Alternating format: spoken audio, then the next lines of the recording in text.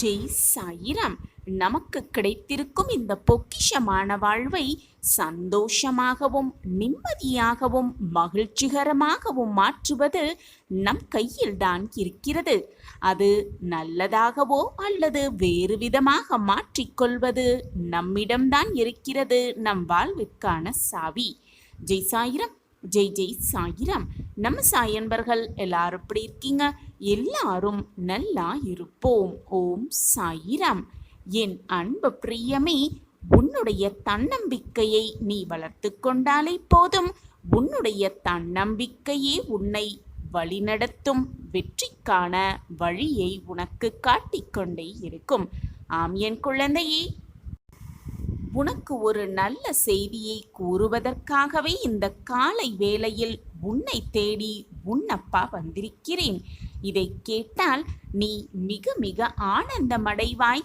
நன்றி கூறுவதற்கு ஓடோடி வருவாய் உன் அப்பாவை காண. நான் கூறுவது சரிதானே என் பிள்ளையே? சந்தோஷப்படுத்த, உன்னை மகிழ்ச்சியில் ஆழ்த்த, உன்னை நிம்மதி பெருமூச்சு விட இதோ உன் சாயப்பா உனக்காகவே வந்திருக்கிறேன் என் பிள்ளையே. சந்தோஷமாக இரு, நிம்மதியாக இரு. உனக்கானது நிச்சயமாக உன்னிடமே வந்து சேரும். என் அன்பு பிரியமே, நீ விரும்புவதை விடவும் நீ கற்பனை செய்வதை விடவும் ஒரு சிறப்பான வாழ்வை இறைவன் உனக்காக திட்டமிட்டிருக்கிறார் என்பதை புரிந்து கொள். எதற்காகவும் மனம் தளராதே என் பிள்ளையே. எதற்காகவும் மனம் தளராமல் எப்பொழுதும் நம்பிக்கையோடு நீ இருந்தால் அடுத்த நொடியில் கூட அதிசயங்கள் நடக்கலாம். ஒரே நொடி போதும் அனைத்தையும் மாற்றி காட்டும் வல்லமை உன் அப்பாவிடம் இருக்கிறது என்று நீ முழுவதுமாக நம்புகிறாய்தானே? நீ என்ன செய்ய விரும்புகிறாயோ அல்லது என்னவாக ஆக வேண்டும் என்று விருப்பப்படுகிறாயோ அதே போல அதை பற்றி தினமும் ஒரு முறையாவது சிந்தித்து கொண்டே இரு. ஒரு முறையாவது அதை பற்றி நீ பேசிக்கொண்டே இரு. அது உன்னுடைய வாழ்வில் நடந்து விட்டதாகவும் அதே போன்று நீ மாறிவிட்டதாகவும் தினமுமே கற்பனை செய்து கொண்டே இரு. ஆம் என் குழந்தையே, ஏனென்றால் நீ நினைப்பது அனைத்தும் உன்னுடைய வாழ்வில் சாத்தியமாக்கக்கூடியது இந்த எண்ணமே. இந்த எண்ண அலைகளே நீ நினைப்பது அனைத்தையுமே உன் வாழ்வில் சாத்தியமாக்கக்கூடும். அதுதான் பிரபஞ்சத்தின் ரகசியம். உன்னுடைய மனதில் எதையெதையோ நினைத்து வேதனைப்பட்டு கொண்டே இருப்பதை நிறுத்திவிட்டு, வேதனைப்பட்டு கொண்டே இருப்பதை நிறுத்திவிட்டு, உன்னை படைத்த அந்த இறைவன் மேல் அனைத்து பாரத்தையும் போட்டுவிட்டு நீ நிம்மதியாக இருக்க முயற்சி செய். எல்லாம் நீ விரும்பியபடியே நடக்கும். நீ விரும்பியபடியே மாறுவதற்கான அத்தனை வேலைகளையும் அந்த இறைவன் உனக்கு செய்வார். உனக்கு கிடைத்திருக்கும் வாழ்க்கைக்கு எப்பொழுதுமே நன்றியோடு இருக்க கற்றுக்கொள் என் பிள்ளையே. ஒவ்வொரு வாழ்க்கை அனுபவத்திற்கும் வாழ்வு பயணத்தில் உனக்கு உதவும் அனைவருக்குமே எப்பொழுதும் நன்றியோடு இருக்க கற்றுக்கொள். நன்றியை சொல்லிக்கொண்டே இரு.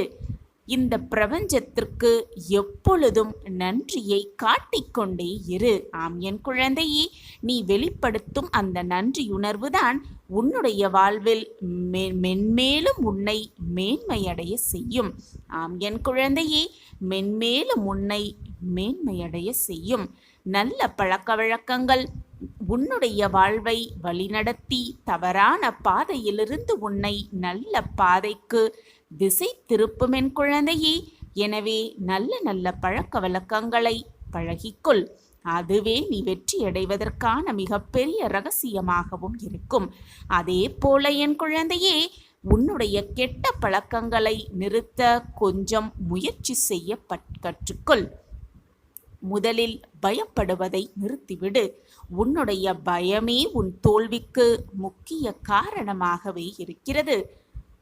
என் அன்பு பிள்ளையே, உன்னுடைய கோபத்தையும் குறைத்துக்கொள். உன்னுடைய நம்பிக்கையையும் உன் மனதிலிருந்து தூர எறிந்துவிடு. இது அனைத்தையும் நீ செய்து விட்டாலே போதும். நீ அனைத்தையும் மேற்கொண்டாலே போதும். நீ நினைத்த மாதிரியே உன் வாழ்வு மாறுவதற்கு அத்தனை வேலைகளும் தானாகவே உன்னிடம் வந்து சேரும். தானாகவே உன்னிடம் வந்து நிறைந்து இருக்கும். ஆம் என் குழந்தையே, உன் அப்பா கூறுவது சரிதானே? இந்த விஷயத்தை உன் மனதில் தீர்க்கமாக பதிய வைத்துக்கொள். சரியானது எது என்று நீ உணர்ந்த பிறகும் அதை நீ இன்னமும் செய்யாமல் இருப்பதுதான் மிகப்பெரிய கோழைத்தனம் என் பிள்ளையே. இதுதான் சரி என்று நீ அறிந்த பிறகு அதை செய்து முடிப்பதுதானே புத்திசாலித்தனம். ஏன் கோழையாகவே இருக்கிறாய்? புத்திசாலியாக இருந்து உன் வாழ்வின் வெற்றிக்கான வழியை நீயே தேடி கண்டுபிடி. சொன்ன சொல், விடுபட்ட அம்பு, நழுவவிட்ட சந்தர்ப்பம், நழுவவிட்ட சூழ்நிலை, கடந்து போன வாழ்வு, தவறவிட்ட வாய்ப்பு, இவற்றை மீண்டும் எவ்வளவு நீ முயற்சித்தாலும் திரும்ப பெறவே முடியாது என் பிரியமே. எவ்வளவு முயற்சித்தாலும் மீண்டும் பெறவே முடியாது. அலைப்பாயும் மனதும் சட்டு சட்டென முடிவெடுக்கும் அவசரமான குணமும் எப்பொழுதுமே நல்ல முடிவை தருவதில்லை என் பிள்ளையே. எனவே முடிவெடுப்பதற்கு முன்பு 1000 முறை சிந்தனை செய். ஆனால் முடிவு எடுத்த பிறகு ஒரு நொடி கூட யோசிக்க வேண்டிய அவசியமே இல்லை. செய்து முடி. முடிப்பது அனைத்துமே உனக்கு வெற்றியாகவே இருக்கும். எப்பொழுதும் கொஞ்சம் நிதானத்தை கடைப்பிடிக்க கற்றுக்கொள் என் பிள்ளையே. வாழ்வு எப்பொழுதுமே எளிமையானதுதான். நீதான் அதனை சிக்கலானதாக நினைத்து கொண்டு வாழ்வை வெறுப்போடு வாழ்ந்து கொண்டிருக்கிறாய் என் பிள்ளையே. அது சுலபமானதுதான். நீ தனிமையில் இருக்கும் பொழுது உனக்கு என்ன தோன்றுகிறதோ அதுதான் பிள்ளையே உன்னுடைய வாழ்வை தீர்மானம் செய்யும். அதுதான் உன்னுடைய வாழ்வையே தீர்மானிக்கும். உன்னுடைய தனிமையை கொஞ்சம் கவனமாக ஆராய்ந்து பார். ஆராய்ச்சி செய்து பார். அதுதான் வெற்றிக்கான மிகப்பெரிய ஒரு ரகசிய புள்ளியாகவே இருக்கும். ஆம் என் குழந்தையே, பயப்படுவதை நிறுத்திவிடு. கோபத்தை குறைத்துக்கொள். அவநம்பிக்கையை ஒழித்துவிடு. எல்லாமே உனக்கு சாதகமாகவே நடக்கும். நிகழும்படி உன் சாயப்பா நான் பார்த்து கொள்கிறேன் என் பிள்ளையே. எதை செய்வதற்கு முன்பாகவும் திட்டமிட்டு செயல்பட கற்றுக்கொள். முன்னேற திட்டமிட்டு செயல்பட்டாலே போதும். அந்த திட்டமே உன்னை வெற்றிக்கான பாதையில் அழைத்து செல்லும். எந்த ஒரு செயலை செய்வதற்கு முன்பாகவும் சரியாக திட்டமிட்டு செயல்பட்டால் வெற்றி நிச்சயமாக உன் கையில் வந்து சேர்ந்தே தீரும். அந்த வெற்றியை உன் கையில் கொண்டு வந்து சேர்க்க உன் சாயப்பா உனக்கு துணையாக இருப்பேன் என்பதை மட்டும் எந்த நொடியும் மறந்து விடாதே, மறுத்தும் விடாதே. நான் உனக்காக இங்கு வேலை செய்து கொண்டே இருக்கிறேன். எதை செய்ய வேண்டும், எதை விளக்க வேண்டும் என்பதை ஆராய்ந்து ஆராய்ந்து நான் உனக்காகவே இங்கு வேலை செய்து கொண்டிருக்கிறேன். எதுவும் என்னை மீறி உன் வாழ்வில் தவறாக நிகழும்படி நான் விட்டுவிட மாட்டேன் என்ற நம்பிக்கை உன் மனதில் இருந்தாலே போதும். அனைத்தையும் சாதித்து காட்டலாம். வெற்றியை உன் வசம் ஆக்கிக் கொள்ளலாம். சாயப்பா இருக்க உனக்கு ஏன் மனக்கவலை என் பிள்ளையே? வாழ்வில் முன்னேற திட்டமிட்டு செயல்படுவது எப்படி என்பதை இந்த கதை மூலம் தெரிந்து கொள்ளலாம். அதிகமாக மக்கள் தொகை கொண்ட ஒரு அழகான நகரம் ஒன்று இருந்தது. அந்த நகரத்தில் ஒரு சட்டமும் இருந்ததாம். அந்த சட்டம் என்னன்னு பார்த்தோன்னா, யார் வேண்டுமென்றாலும் அந்த நகரத்திற்கு ராஜாவாக வர முடியும் அப்படிங்கிற சட்டம் தான் அந்த நகரத்தில் இருந்ததா. ஆனா அந்த பதவியானது 5 ஆண்டுகள் மட்டும்தான் அப்படின்னு சொல்லப்பட்டிருந்தது. அந்த நகரத்திற்கு பக்கத்தில் ஒரு ஆற்றங்கரையும் இருந்தது. அந்த ஆற்றங்கரை பக்கத்துல ஒரு அடர்ந்த காடு ஒன்று இருந்துதான். மன்னனாக 5 ஆண்டுகள் பதவி முடிந்தவுடன் அவரை அந்த அடர்ந்த காட்டில் கொண்டு போய் விட்டு விடுவாங்களாம். அந்த காட்டுல மனிதர்கள் யாருமே கிடையாது. வெறும் கொடிய விலங்குகள் மட்டுமே இருக்குமா அந்த காட்டுல. மன்னன் காட்டுக்குள் நுழைந்தால் போதும் அந்த மிருகங்கள் கொன்றுவிடும் அப்படிங்கிறதும் தெரியும். இந்த சட்டத்தை யாராலும் மாற்றவே முடியாது அப்படிங்கிறதும் விதி. அந்த நிபந்தனைக்கு யார் சம்மதித்து வருகிறார்களோ அவர்தான் மன்னனாக முடிசூட்டப்படுவார்கள் அப்படிங்கிறது அந்த நகரத்தில் எழுதப்பட்ட ஒரு விதி. ஆக மன்னனாக முடிசூட்டி கொண்டோனா அவர்களுடைய தலையெழுத்து 5 ஆண்டுகள் மட்டும்தான் அப்படிங்கிறது நிதர்சனமான உண்மை. 5 ஆண்டுகள் பதவி முடிந்தவுடன் கட்டாய மரணம் அப்படிங்கிறது தெரிந்தும் அந்த நாட்டிற்கு முடிசூட யார் வருவார்கள் அப்படிங்கிறது தான் ஒரு கேள்விக்குறியாகவே இருந்து வந்ததா. இதுதான் அந்த நகரத்திற்கு எழுதப்பட்ட விதியாகவும் இருந்தது. இந்த கடுமையான சட்டத்திற்கு பயந்தே யாருமே அந்த பதவிக்கு வர ஆசைப்படாமல் இருந்துட்டு வந்தாங்களாம். அந்த அரியணை பெரும்பாலும் காலியாகவே இருந்தது அப்படின்னு சொல்றாங்க. இருந்தாலும் ஒரு சிலர் எப்படி இருந்தாலும் நான் சாகதான போறோம் அப்படின்ட்டு மன்னனாகவே செத்து மடிவோம் அப்படின்னு நினைத்து பதவிக்கு சென்றவர்களும், அப்படி பதவியை வகித்த மன்னர்களும் பாதி பேர் அவர்களின் அந்த மன்னனான காலகட்டத்தில் மாரடைப்பால், அதாவது டென்ஷனாலேயே இறந்து போவதும் உண்டு அப்படிங்கிறதும் அந்த நகரத்தில் ஏற்பட்டிருக்கும் ஒரு சட்டமாகவே இருந்துட்டு வந்திருக்கு. அப்படி இருக்கும் பொழுது இந்த சட்டத்தை எல்லாம் மீறி ஒரு மன்னன் 5 ஆண்டு காலம் ஆட்சியும் புரிந்து கடைசி நாளான அந்த மன்னன் அந்த ஆற்றின் கரையை கடந்து காற்றுக்கு செல்ல வேண்டும் அப்படிங்கிற ஒரு நாளும் வந்ததா. அவனை வழி அனுப்புவதற்காக அந்த நாடே திரண்டு இருந்தது. மன்னன் அங்கிருந்து வரும் அவனுடைய சிறப்பான ஆடைகளையும் நகைகள் அணிந்து முடிசூடி தங்க வாளேந்தி வைரங்கள் மின்ன மின்ன மக்கள் முன்னாடி கம்பீரமாக வந்து நின்னானா.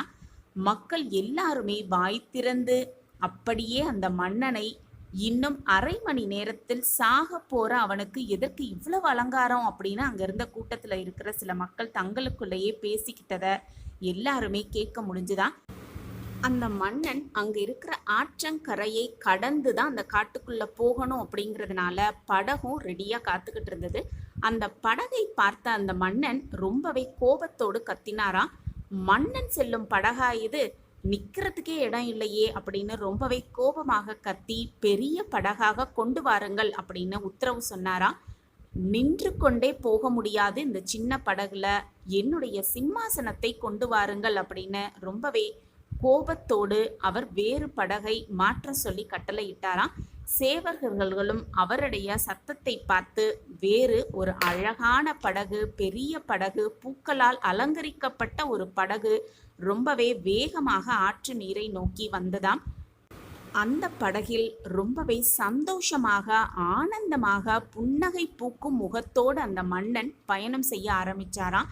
இதை பார்த்துக்கிட்டு இருந்தாங்க இருந்த மக்கள், படகோட்டி எல்லாருக்குமே ஒரே அதிர்ச்சி. ஏன்னா எந்த ஒரு மன்னனுமே இது நாள் வரை இவ்வளவு சந்தோஷமாக அந்த காற்றுக்குள் போனதே கிடையாது அப்படிங்கிறதுனால தான் அந்த ஒரு அதிர்ச்சி எல்லார் முகத்திலும். எல்லாருமே கஷ்டப்பட்டு வேதனையோடு அந்த காட்டுக்குள்ள போவாங்களே, ஆனா இந்த மன்னன் மட்டும் இவ்வளவு சந்தோஷமாக போகிறாரே அப்படின்னு பொறுத்து கொள்ள முடியாமல் அந்த படகோட்டி அந்த மன்னரிடமே கேட்கிறானா. நீங்க எங்க போறீங்க தெரியுமா அப்படின்னு அந்த படகோட்டி மன்னரை பார்த்து கேட்டானா. மன்னன் அப்போ சொன்னானா, மறுகரைக்கு தான் நான் போக போறேன். அதற்கு அந்த படகோட்டி அப்ப சொல்றாரு, அங்கு சென்ற யாருமே இந்த நகரத்துக்கு மறுபடியும் திரும்பி வந்ததே இல்லை அப்படிங்கிறது உங்களுக்கு தெரியுமா அப்படின்னு அந்த படகோட்டி கேட்டானா. உடனே மன்னர் சொன்னாராம், தெரியும், நல்லாவே தெரியும், நானும் திரும்பி இந்த நகரத்திற்கு வரப்போறது இல்லை அப்படிங்கிறதும் எனக்கு நல்லாவே தெரியும் அப்படின்னு மன்னன் சொன்னானா. சரி, அப்படி இருக்கும் பொழுது எப்படி உங்களால இவ்வளவு மகிழ்ச்சியாகவும் சந்தோஷமாகவும் புன்னகைத்தோடும் இருக்க முடியுது அப்படின்னு அந்த படகோட்டி கேட்டதற்கு மன்னன் சொல்றாராம், நான் இந்த நகரத்திற்கு ஆட்சிக்கு வந்து ஓராண்டு முடிவில் 1000 வீரர்களை இந்த காட்டிற்கு நான் அனுப்பினேன். அவர்கள் அந்த கொடிய விலங்குகள் எல்லாத்தையுமே வேட்டையாடி கொன்று விட்டார்கள் அப்படின்னு மன்னர் சொன்னாராம். அதுக்கப்புறம் 2 ஆண்டு முடிவில் 1000 விவசாயிகளை அந்த காட்டிற்கு அனுப்பின. அவர்கள் அங்கிருந்த காட்டையெல்லாம் திருத்தி உழுது பயிரிட்டு ஏராளமான தானியங்கள் காய்கறிகள் எல்லாம் வளரும்படி செய்து விட்டாங்க அப்படின்னு சொன்னாராம். அதே போல என்னுடைய ஆட்சி காலத்தில் 3 ஆண்டு கால முடிவில் 1000 கட்டடக்கலை வல்லுநர்கள் தொழிலாளர்களை நான் அங்கே அனுப்பி வைத்தேன் அந்த காட்டிற்கு. அவர்கள் அங்கு வீடு வாசல் அரண்மனை அந்தப்புறம் சாலைகள் இப்படி எல்லாமே தயார் செய்து வைத்திருக்கிறார்கள். அதே போல என்னுடைய ஆட்சி காலத்தில் 4ஆம் ஆண்டு கால முடிவில் 1000 அரசு அதிகாரிகளை அங்கே நான் அனுப்பி வைத்து நிர்வாகத்தை ஏற்படுத்தின. நிர்வாகம் எல்லாமே சீரடைந்து இப்ப ரொம்பவே சந்தோஷமாக அந்த காடு இருக்கு. அந்த 4000 பேரும் அவங்களுடைய மனைவி குழந்தைகள் எல்லாருமே அங்க போய் நிம்மதியாகவும் சந்தோஷமாகவும் வாழ்ந்துகிட்டு வராங்க அப்படின்னும் அந்த மன்னர் சொன்னாராம். இப்போது நான் காற்றுக்கு போகல, என்னுடைய நாட்டிற்கு தான் போகிறேன் அப்படின்னு அந்த மன்னர் சொன்னாராம். அதே போல நீங்க எல்லாம் நினைக்கிற மாதிரி நான் அங்க சாகிறதுக்காக போகல, வாழ்றதுக்காக போகிறேன். அது மட்டும் அல்ல, மன்னனாக அந்த நாட்டை ஆளப் போகிறேன் அப்படின்னு அந்த மன்னன் சொன்னானா. மன்னனாக என்னுடைய நாட்டையும் ஆளப் போகிறேன். உனக்கு ஒருவேளை அரண்மனையில படகோட்டி வேலை வேண்டும் அப்படின்னா நிச்சயமாக இந்த படகோடு அந்த நாட்டுக்கு வா, இப்படியே வேலைக்கு சேர்ந்துடு அப்படின்னு அந்த படகோட்டியை பார்த்து அந்த மன்னர் சொன்னாரா சந்தோஷமாக. இப்போ இதிலிருந்து நம்ம எடுத்துக்கொள்ள வேண்டியது, நல்ல கருத்தை எடுத்துக்கொள்ள வேண்டியது இரண்டு விஷயம்தான். நீண்ட காலம் சந்தோஷமாக நினைத்தது போலவே வாழ வேண்டும் அப்படின்னு முடிவை எடுத்த அந்த மன்னனின் செயல். அது மட்டுமல்ல, அந்த முடிவை அடைவதற்காக அவர் திட்டமிட்டு செயல்பட்டதுதான் இரண்டாவது செயல். இந்த இரண்டுமே மிக மிக முக்கியமாக நம்ம எடுத்துக்கணும். அதே போல நாமும் நம் வாழ்வில் வெற்றி அடையணும் அப்படின்னா நமக்கு முதல்ல இலக்கு எது அப்படிங்கிறத நம்ம நிர்ணயிக்க வேண்டும். அந்த இலக்கை நிர்ணயித்தால் மட்டும் போதாது, அதற்கான சரியான திட்டமிடலும், திட்டமிட்ட பின் வெற்றி பெறும் வரை கடுமையாக புத்திசாலித்தனமாக உழைப்பது அப்படிங்கிறது தான் நம்மளுடைய எதிர்காலத்தை மிக அற்புதமாக தீர்மானிக்கும், வெற்றியை நம் வசம் ஆக்கி கொள்ளும் அப்படிங்கிறத இந்த கதை மூலமா நம்ம தெரிந்து கொள்ளலாம். முதல்ல நம் இலக்கு எது, அந்த இலக்கை அடைவதற்கான திட்டமிடல், அந்த திட்டமிடலை சரியான ஒரே பாதையில் செயல்படுத்தி வெற்றிகரமாக வாழ்வில் பிரம்மாண்ட வளர்ச்சியை அடைவது, இதுதான் நம் நோக்கமாக இருக்க வேண்டும். வாழ்வில் எப்பொழுதுமே வெற்றி நம் வசம் ஆக்கி கொள்ளலாம். ஆம் குழந்தையே, உன்னுடைய விடியல் என் கையில் இருக்கிறது. உன்னுடைய இலக்கு என்ன, அதற்கான திட்டமிடல் என்ன என்பதை நீ சிந்தித்து செயலாற்று.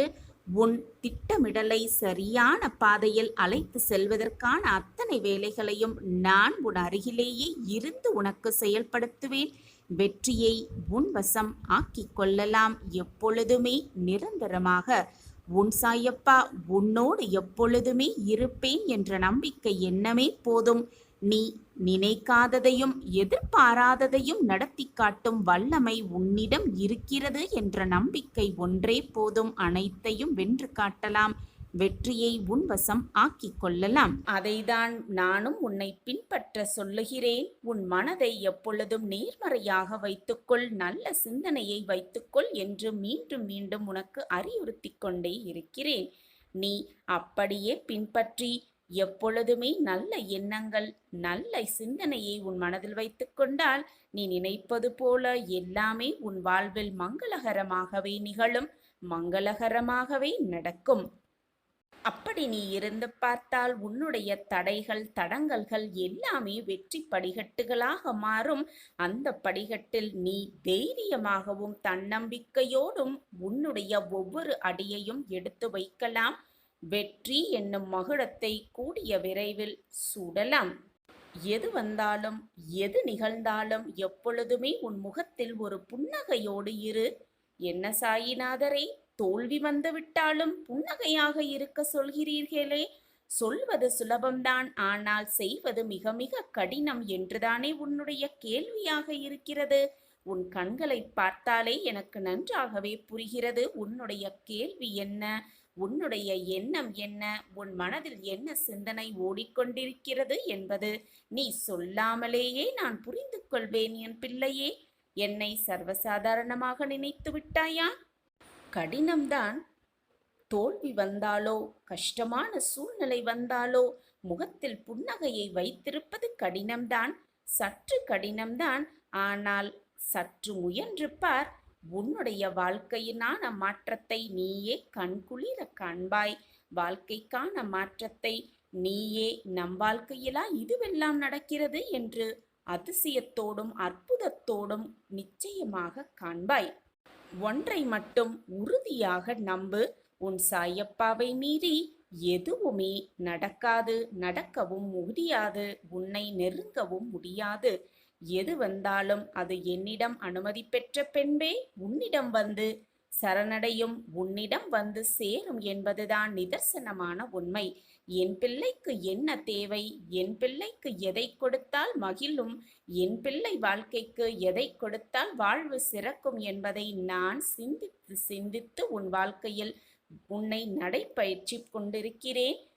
வாழ்க்கையில் நீ அனுபவித்த வேதனை, துயரம், எல்லா ஒரு இக்கட்டான நிலைமையும் வேறு யாராவது அனுபவித்துக் கொண்டிருந்தால் அவர்களுக்கு உன்னால் முடிந்த உதவிகளை செய். மற்றவர்களுக்கு தேவை என்று வருபவர்களுக்கு உன்னால் முடிந்த உதவிகளை செய்து கொண்டே இரு. தர்மங்களில் தலையாயது உதவிதான். தேவைப்படுபவர்களுக்கு உதவுவது.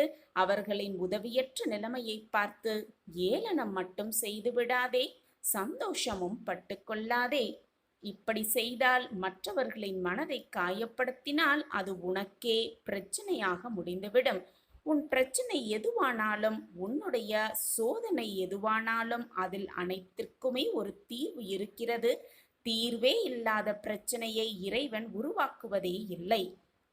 தீர்வில்லாத பிரச்சனை இருக்குமானால் அது ஒரு பிரச்சனையே இல்லை என்பதுதான் நிதர்சனமான உண்மை. அனைத்திற்கும் தீர்வு என்னிடம் இருக்கிறது. என்னிடம் இருக்கும் பொழுது நீ எங்கோ தேடி அலைந்து கொண்டே இருந்தால் நான் என்னதான் செய்ய முடியும் பிள்ளையே? உண்மையான உதவி என்ன தெரியுமா? தேவைப்படுபவர்களுக்கு தேவைப்படும் நேரத்தில் உதவுவது. அதே போல மற்றவர்கள் உதவி தேவை என்று வரும் பொழுது அவர்களை பார்த்து ஏளனம் செய்யாமல் இருப்பதுதான் மிகப்பெரிய உதவியாகவே இருக்கும். இப்படி இருந்து பார், உன் வாழ்க்கையில் ஒரு நல்ல வழி உனக்காகவே பிறக்கும். உன் வாழ்வு சந்தோஷமாகவே இருக்கும். எப்பொழுதும் சந்தோஷமாக இருக்க வேண்டும் என்று நினைக்காதே. மற்றவர்கள் உன் வாழ்க்கை கெடுக்க நினைத்தால் அவர்களை பழிக்கு பழி வாங்க வேண்டும் என்று மட்டும் நினைத்து விடாதே. உன்னை இழிந்து பேசுபவர்களுக்கு ஏதாவது செய்ய வேண்டும் என்று காலமே உனக்கு பணிந்தாலும் கூட அவர்களுக்கு நன்மையை மட்டுமே அள்ளி அள்ளி செய்து கொண்டே இரு. மறந்தும் கூட பழி வாங்க வேண்டும் என்ற எண்ணம் உன் மனதில் இல்லாமல் பார்த்து கொள்வதுதான் மிக மிக நல்லது. நான் உன்னோடு இருக்கும் பொழுது, நான் உன்னுடனேயே இருந்து கொண்டிருக்கும் பொழுது இப்படி நடந்து விடுமோ, அப்படி நடந்து விடுமோ, அப்படி நடந்துவிட்டால் என்ன செய்வது, என்னாகுமோ ஏதாகுமோ என்ற குழப்பம் உன் மனதில் ஏன் இவ்வளவு அதிகமாக இருக்கிறது? நான் தான் உன்னோடு இருந்து கொண்டே இருக்கிறேனே. எது வந்தாலும் சாயிநாதர் பார்த்து கொள்வார் என்ற நம்பிக்கையோடு செயல்பட்டு பார். அப்பொழுது நீ நினைப்பதற்கு மேலாகவே எல்லாம் உன் வாழ்வில் நல்லதாக நடக்கும்படி நான் பார்த்து கொள்கிறேன். எது வந்தாலும் நம்பிக்கையை மட்டும் இழந்து விடாதே. நான் உனக்காகவே வேலை செய்து கொண்டிருக்கிறேன். அப்படி இருக்கும் பொழுது உன் வாழ்க்கையில் கெடுதல் நினைக்க, கெடுதல் நடக்க நான் விட்டுவிடுவேனா என்ன? உன் சாயப்பா உனக்காகவே இருக்கிறேன். எதற்குமே பயப்பட வேண்டிய அவசியமே இல்லை. நான் தான் சிறந்தவன் என்று நீயே சொல்லும் அளவிற்கு உன்னை முதலில் மதிக்க கற்றுக்கொள். நீயே உன்னை மதிக்க கற்றுக்கொள். உன்னை நீயே சிறந்தவனாக நினைத்துக்கொள். அப்பொழுதுதான் உன்னை சுற்றி இருப்பவர்களெல்லாம் உன்னை சிறந்தவர்களாகவே பார்ப்பர். உன் செயல்களை செய்து அதில் வெற்றி பெறுவதற்கு முன்பு ஒருபோதும் அதை வெளியில் தெரிவிக்க வேண்டாம். இதை நன்றாக தெளிவாக மனதில் வைத்துக்கொள். முதலில் அனைத்தையும் சொல்லிவிட்டு பின் வெற்றி கிடைக்கவில்லையே என்று வருந்துவதால் எந்த பலனுமே இல்லை. ஏனென்றால் உன்னை சுற்றி இருப்பவர்கள் அனைவருமே உன்னை போல் நல்லவர்களாகவே இருக்க வேண்டும் என்ற அவசியமும் இல்லை. அப்படி இருக்கவும் மாட்டார்கள். ஒவ்வொருவரும் வேறு விதமாக இருந்து கொண்டுதான் இருப்பார்கள். எனவே அனைத்தையும் அவர்களோடு பகிர்ந்துவிட்டு பின் வெற்றி கிடைக்கவில்லையே, நான் தொட்டதெல்லாம் தோல்வியாகவே முடிகிறதே என்ற வெறுமை உன் மனதில் வரவே வேண்டாம். உன் வாழ்க்கையை நீ எப்படி வாழ வேண்டும் என்பது உன் கையில்தான் உள்ளது. அதை மற்றவர்கள் கையில் கொடுத்து விடாதே. மற்றவர்களுக்காக நீ வாழ நினைத்தால் உன் வாழ்க்கையை நீ சந்தோஷமாக அல்ல, நிம்மதியாகவும் வாழவும் முடியாது. வெளியில் நடப்பதை எப்பொழுதுமே உன்னால் கட்டுப்படுத்த முடியாது. ஆனால் உனக்குள் என்ன செய்வது என்பதை உன்னால் எப்பொழுதும் கட்டுக்குள் வைத்துக்கொள்ள முடியும். எனவே உன் மனதை முதலில் நிதானமாக வைத்துக்கொள். அப்பொழுதுதான் உன் மனம் நிதானமாக இருந்தால் அடுத்தது என்ன செய்யலாம் என்ற தெளிவு உன் மனதில் மிக சுலபமாக பிறக்கும். மிக சுலபமாக வாழ்க்கையில் வெற்றியை அடையலாம். மற்றவர்களை மாற்ற வேண்டும் என்று நினைப்பதற்கு முன்பாக உன்னையே நீ மாற்ற கற்றுக்கொள். நீ மாறினால் உன்னை சுற்றி இருப்பவர்கள் அனைவருமே மாறுவார்கள்.